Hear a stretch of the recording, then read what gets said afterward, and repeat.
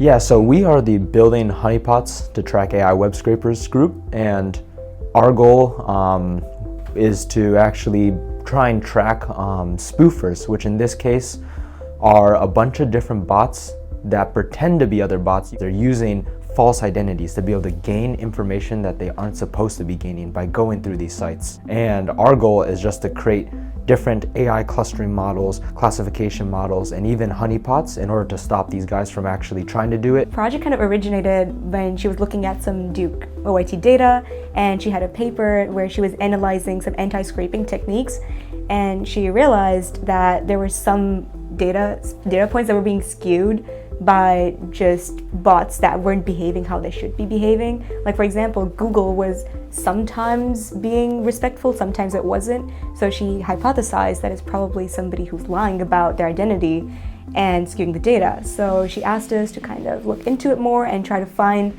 more instances of it. We're trying to find bots that evade detection. We were able to create our own research question. We were like, what do we believe is most important to us? What do we find would be helpful to be able to research this summer, be able to solve a problem?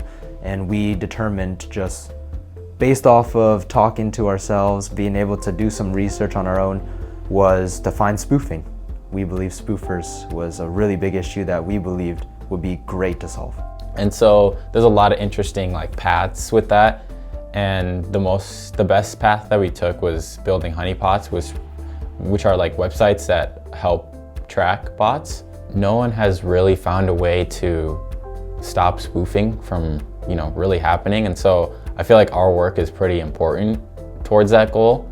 And it's something that if someone found a way to prevent spoofing, it would be a really big deal. So I think it's just the weight of our project. That was my wow moment. I think it's a very relevant project, especially now, considering everything with AI. It's very hard to tell when somebody's accessing something they shouldn't be, and especially in terms of intellectual property protection. So I just think it's going to get increasingly more relevant, even more than it is now. It was a great experience because we did get to learn on the go.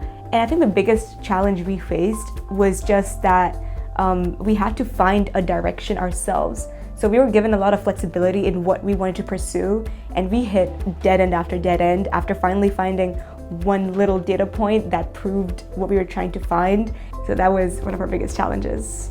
I'm so interested in what it's doing and how it's going to impact the world.